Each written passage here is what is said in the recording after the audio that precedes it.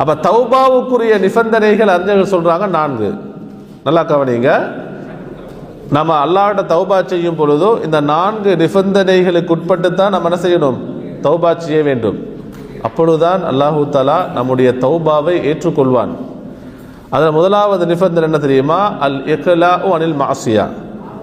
நாம் எந்தெந்த பாவங்களை செய்தோமோ செய்து கொண்டிருக்கிறோமோ அந்த பாவத்தை உடனடியாக விட வேண்டும்.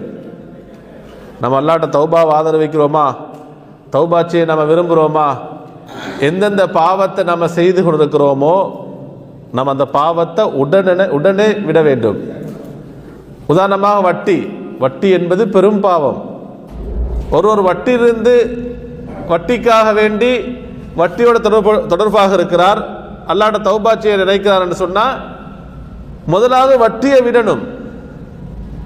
வட்டியோட தொடர்பாக இருந்துட்டு நம்ம தௌபா செஞ்சோம்னு சொன்னால் தௌபாவில் எந்த ஒரு நன்மையும் கிடையாது, ஃபாயிதாவும் கிடையாது. ஒருவர் விபச்சாரத்தில் ஈடுபட்டு கொண்டிருக்கிறார் அல்லது வேறு மோசமான பெரும் பாவங்களிலே ஈடுபட்டு கொண்டிருக்கிறார், மது அருந்து கொண்டிருக்கிறார். அப்ப அந்த பாவத்துக்காக வேண்டி இவர் தௌபா செய்யணும் என்று சொன்னால் அந்த பாவத்தை முழுமையாக விட்டுவிட வேண்டும். இதுதான் தௌபாவுடைய முதல் நிபந்தனை. இரண்டாவது அந்நதமு. அவர் எந்த பாவங்களை செய்தாரோ செய்து கொண்டிருக்கிறாரோ அதை பற்றிய கவலை உள்ளத்துக்கு வரணும். அந்த பாவத்தை நினைச்சு மனம் வருந்த வேண்டும், கவலைப்படணும், உள்ளம் துடிக்கணும், கண்ணீர் வடிக்கணும். இதுதான் தௌபா. நபியாக சொன்னாங்க அந்நதமு தௌபா. ஒரு அடியான் தான் செய்த பாவத்தை நினைத்து கவலைப்படுகிறான், அது தௌபான்னு சொன்னாங்க. அப்ப நம்ம எந்த பாவங்களை செய்தோமோ அதை பற்றி கவலை நம்ம உள்ளத்துக்கு வரணும். நான் இந்த பெரிய தப்பு செஞ்சுட்டேனே, அல்லாஹ்வுக்கு நான் மாறு செஞ்சுட்டேனே, அல்லாஹ்வுடைய கடமைகளை நம்ம அலட்சியம் செஞ்சிட்டோமே, அல்லாஹ் தடுத்த ஹராமான விஷயத்தை நான் செஞ்சிட்டேனே என்ற அந்த கவலை, அந்த உறுத்துதல் நம்முடைய உள்ளத்தில் ஏற்படணும். அதை நினைச்சு நம்ம மிச்சம் கவலைப்படணும், உள்ளம் உறுத்தி கொண்டே இருக்கணும், கண்ணீர் வடித்து கொண்டே இருக்கணும். இதுதான் உண்மையான தௌபா. இது தௌபாவுடைய முக்கியமான ஒரு நிபந்தனை. ஒருத்தர் பாவத்தை செய்கிறாரு, தௌபா செய்கிறாரு, ஆனால் கவலைப்படலை. ஆரம்பத்தில் செஞ்ச பாவத்துக்கு நான் இப்போ தௌபா செய்கிறேன், இதெல்லாம் மன்னிப்பான். திரும்ப பாவம் செஞ்ச திரும்ப மன்னிப்பான். இப்படி ஒரு அலட்சியமான போக்கு. இப்படியான நிலைமையில் நம்ம தௌபா செஞ்சோம்னு சொன்னால் நிச்சயமா அல்லாஹ் தௌபா மன்னிக்க மாட்டான். என அன்புக்குரியவர்களே, நாம் செய்த பாவங்களை நினைத்து நம்ம கவலைப்படணும். சஹாபாக்களை பார்த்தீங்கன்னு சொன்னால் ஒரு நபித்தோழர் விபச்சாரத்தில் ஈடுபட்டு விட்டார். நபிகளுடைய காலத்தில் ஒரு பெண்மணி விபச்சாரத்தில் ஈடுபட்டு விட்டார். ஓடோடி வருகிறார்கள். நபியோகட்டவன் சொல்றாங்க, அல்லாஹ்வின் தூதரே, நாம் விபச்சாரத்தில் ஈடுபட்டு விட்டோம், எங்களுக்கான ஹத்தை நிறைவேற்றுங்கள். சுப்ஹானல்லாஹ். ரசூலுல்லாஹி ஸல்லல்லாஹு அலைஹி வஸல்லம் அந்த நபித்தோழரை பார்த்து சொன்னாங்க, நீங்க ஒரு பெண்ணை முத்தமிட்டிருப்பீர்கள் அல்லது ஒரு பெண்ணை நீங்கள் பிடித்திருப்பீர்கள் என்று பல கேள்விகள் கேட்கிறாங்க. நீங்க அப்படி செஞ்சிருப்பீங்க அல்லது இப்படி செய்திருக்கலாம். அவர் சொன்னார், இல்லை, நான் விபச்சாரத்திலே தான் ஈடுபட்டேன். ஹத்தை நிறைவேற்றுமாறு சொல்கிறார்கள். அன்புக்குரியவர்களே, அப்போ பாருங்க, அது கவலை.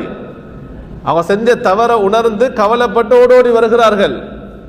அன்புக்குரியவர்களே, அப்ப நம்ம செஞ்ச தவற பாவங்களை நம்ம நினைச்சு கவலைப்படுறது, அது என்ன தௌபாவுடைய முக்கியமான இரண்டாவது நிபந்தனை. மூன்றாவது அன்புக்குரியவர்களே என்னன்னு சொன்னா, இது ஆக முக்கியமான ஒரு நிபந்தனை. நாம் ஒவ்வொருவரும் செய்த பாவங்கள் நமக்கு தான் தெரியும். நம்ம சில ரகசியமாக பாவம் செஞ்சிருப்போம், பகிரங்கமாக பாவம் செஞ்சிருப்போம். எல்லாம் நமக்கு தெரியும், நம்முடைய ரப்புக்கும் தெரியும். அப்போ ஒவ்வொரு அடியானும் அவரவர் செய்த பாவம் அவருக்கும் அவருடைய ரப்புக்கும் மட்டும்தான் தெரியும். அன்புக்குரியவர்களே, அப்ப நம்ம தௌபா செய்யும் பொழுது ஒரு உறுதி எடுக்க வேண்டும். என்னதுன்னா, அல் அஸ்மு அலா அதமில் ஔதா. நான் என்னென்ன பாவங்களை செய்து கொண்டிருந்தேனோ அந்த பாவத்தின் பக்கம் நான் திரும்பி செல்ல மாட்டேன். நான் விபச்சாரத்தில் இருந்தேனா அதன் பக்கம் செல்ல மாட்டேன். நான் வட்டியோட சம்பந்தப்பட்டிருந்தேனா அதன் பக்கம் செல்ல மாட்டேன். நான் தொழுகையில் பொடுபோக்கு செய்தேனா அதன் நான் திரும்ப பொடுபோக்கு செய்ய மாட்டேன். மதுபானம் அருந்தக்கூடியவனாக இருந்தேனா மதுவின் பக்கம் செல்ல மாட்டேன். போதை பயன்படுத்தக்கூடியவனாக இருந்தேனா போதையின் பக்கம் செல்ல மாட்டேன். களவு, மோசடி, அன்புக்குரியவர்கள் இப்படியான பெரும் பாவங்கள் ஈடுபட்டு கொண்டிருந்தேனா அந்த பாவங்களின் பக்கம் நான் திரும்பி செல்ல மாட்டேன், அந்த பாவத்தை நான் திரும்ப செய்ய மாட்டேன் என்ற உறுதி நம்ம ஹசரத்துக்கு முன்னால சொல்றதில்லை, அல்லது ஒரு ஆலிமுக்கு முன்னால சொல்றதில்லை, நம்ம பெற்றோருக்கு முன்னால சொல்றதில்லை. அன்புக்குரியவர்களே, நம்ம ரப்புக்கு முன்னால் ஒரு உறுதி எடுக்க வேண்டும். யாருக்கு முன்னால? அந்த உறுதி என்பது பைனல் அப்தி வ ரப்பிஹி, அடியானுக்கும் அவனுடைய ரப்புக்கும் இடையில் தான் அந்த உறுதி எடுக்க வேண்டும். யா அல்லாஹ், இன்னென்ன தப்புகளை செய்து விட்டேன், இன்னென்ன பாவங்களை செய்து விட்டேன், நான் அதை நினைத்து கவலைப்படுகிறேன் யா அல்லாஹ். நம்ம மனம் வருந்து நம்ம கேட்கணும். ஹசரத் தௌபா செய்கிறாரு, பள்ளி மௌலவி தௌபா செய்கிறாரு, நம்மெல்லாம் சேர்ந்து ஆமீன் சொன்னா அது தௌபாக மாறாது. ஏன்னா ஹசரத்துடைய பாவம் ஹசரத்துக்கு தெரியும், நம்ம செஞ்ச பாவம் நமக்கு தெரியும். நாம் செய்த பாவங்களுக்கு நம்ம அல்லாட்ட துவா கேட்கணும், அல்லாட்ட தௌபா செய்யணும். நம்ம தனிமையில் இருந்து கவலைப்பட்டு கண்ணீர் வடித்து நம்ம அல்லாட்ட தௌபா செய்ய வேண்டும். எப்படி உறுதி எடுக்கணும்? யா அல்லாஹ், இதுக்கு பின்னால் இந்த பாவத்தின் பக்கம் நான் செல்ல மாட்டேன், நான் உன்னிடத்தில் உறுதி செய்து கொள்கிறேன் என்ற அந்த நிபந்தனையோடு அன்புக்குரியவர்கள் நம்ம தௌபா செஞ்சோம் என்று சொன்னால் நிச்சயமாக அல்லாஹு தஆலா நம்முடைய தௌபாவை ஏற்றுக்கொள்வான். இந்த உறுதி உண்மையானதா, சிதுக், அதனுடைய உண்மை தன்மை அல்லாஹ் அறிவான். ஏன்? நம்முடைய உள்ளத்தில் ஊசலாடக்கூடிய அந்த ஊசலாட்டத்தையும் அல்லாஹ் நன்கு அறிந்தவன். நம்முடைய ரப்பை நமக்கு ஏமாற்ற முடியாது. அன்புக்குரியவர்களே, அப்ப இந்த மூன்று நிபந்தனைகள் நம்ம தௌபா செஞ்சோம் என்று சொன்னா அல்லாஹ் நம்முடைய தௌபாவை ஏற்றுக்கொள்வான். நான்காவது ஒரு நிபந்தனை இருக்கிறது. நான் ஆரம்பத்தில் சொன்ன மூன்று நிபந்தனைகளும் அது ஹுகூகுல்லாஹ், அல்லாஹ்வுடைய கடமைகளுடன் சம்பந்தப்பட்டது, அல்லாஹ்வோட சம்பந்தப்பட்டது. நான்காவது நிபந்தனை தெரியுமா? ஹுகூகுல் இபாத், அடியார்களுடன் சம்பந்தப்பட்டது. அதான் ரத்துல் மதாலிம்.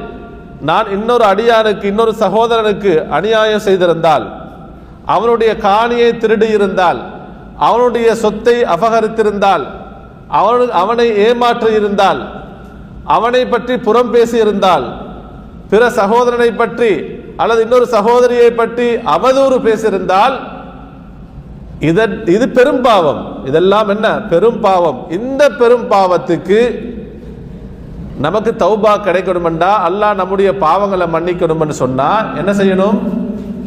நாம் யாரை பற்றி அவதூறு பேசினோமோ, யாரை பற்றி புறம் பேசினோமோ, யாரை பற்றி குறைகள் சொன்னோமோ, யாருடைய காணிகளை திருடினோமோ, யாருடைய சொத்துக்களை அபகரித்தோமோ, யாருக்கு நாம் நம்முடைய நாவினால், நம்முடைய வார்த்தைகளினால், நம்முடைய பலத்தினால், நம்முடைய அதிகாரத்தினால் அநியாயம் செய்தோமோ அவர்களிடத்தில் போய் மன்னிப்பு கேட்கணும். அவங்க மன்னிக்கும் வரைக்கும் அல்லாஹு தஆலா மன்னிக்க